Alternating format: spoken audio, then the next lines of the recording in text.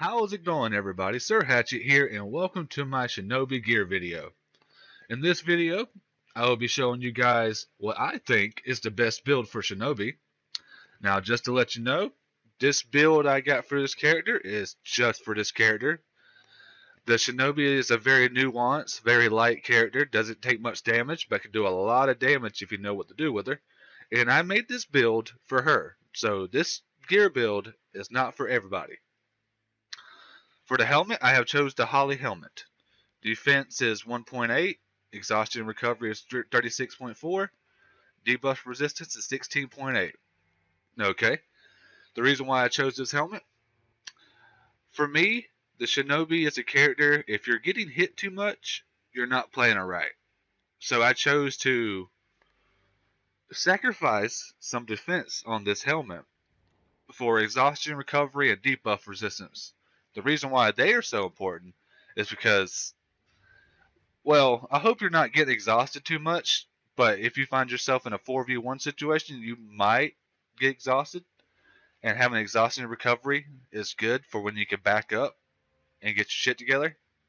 And debuff resistance is pretty much what it and debuff resistance is pretty much what it says. Now for the next piece, I have chose the elderberry chest.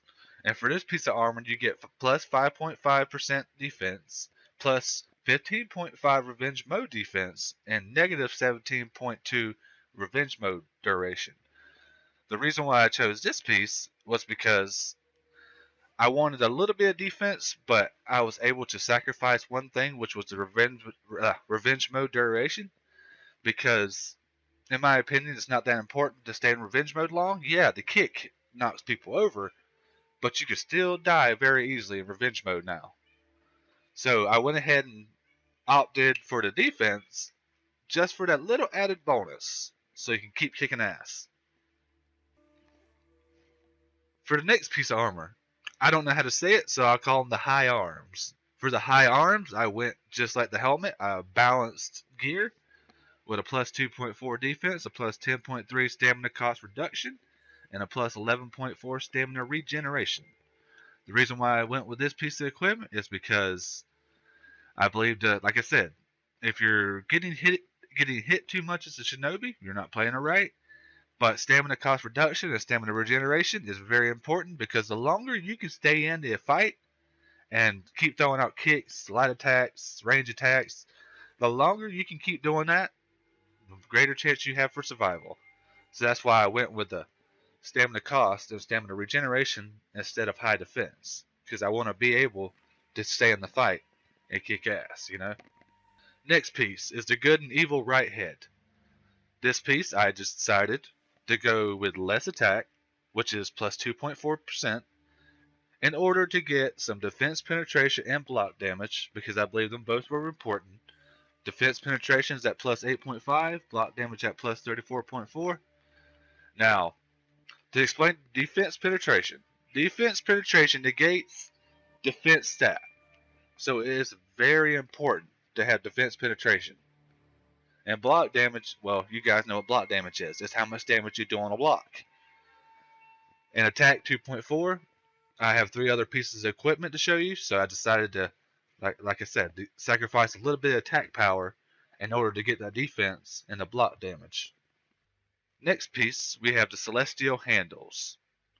Now for this piece, I chose to go for more attack and sacrifice revive speed. This piece doesn't require that much explaining. High attack, execution health regeneration is always nice, but revive speed not very important in my opinion, because if you have time to revive somebody, then you will, and if you don't, you won't. So I don't think a little bit of extra time matters. So yeah. And for the last piece, we have the Wicked Left Head. I went for high attack, high revenge gain, but low revenge mode attack. Attack has plus 7.3, revenge gain has plus 18.4, revenge mode attack is negative 15.8. Why, you might ask? Well, I had to decide revenge mode attack or revenge gained, because I wanted high attack on this weapon piece. In my opinion, you still do damage even without Revenge Mode attack. But Revenge Mode gained, the Shinobi has a feat that allows her to gain revenge on attacks. So if you got Revenge gained and that feat combined, you're popping revenge like a motherfucker. Like a motherfuckers. So I went ahead and chose not to get attacked because, like I said, with the Revenge Mode, that kick that the Shinobi has knocks people down. So you're doing the damage, trust me. So that's why I went with that piece. Okay, just for a little added bonus, we're going to do a little stat comparison. First thing we're going to do, let's look at a no gear Shinobi. As you can see, a no gear Shinobi has 0 across the board, but has a total of 2.3 defense and 3.0 attack. I wanted to show you this because I want to compare each one between a no gear, gear, and maxed out gear.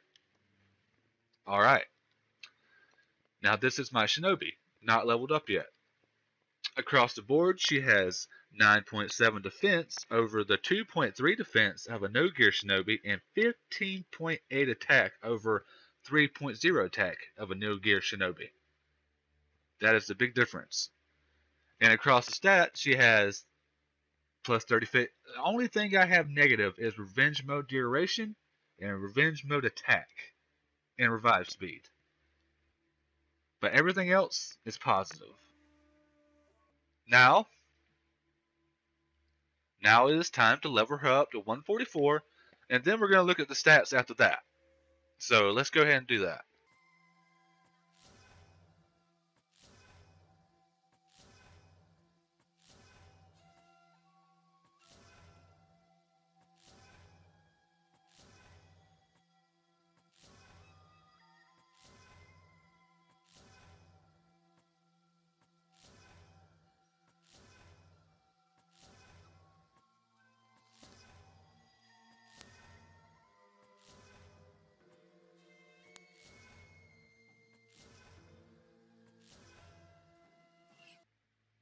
Okay, I got my Shinobi to 144 gear score. Now let's see how this compares to a not leveled up Shinobi. Across the board, she has a 10.7% defense stat, which is a solid 1 point above a non-leveled up Shinobi. For attack, she has 17.5% across the board, which is a good 1.7% over a not leveled up Shinobi. As you can see, everything's been increased except for Revenge Mode duration, Revenge Mode attack, and revive speed. Alright, I hope y'all guys enjoyed the video. I hope this video helped y'all on y'all decision for y'all's build for the Shinobi. Like I said, my build is more of an endurance build. Allows her to stay in the fight. Allows her to stay in the fight longer. And like I said, I only sacrificed very few things that I thought was not important. But yeah, I should be making at least one more gear video, and that should be for the Orochi. But if y'all want more after that, you guys, let me know. Let me know in the comments, like the video, subscribe if you want, all that good shit.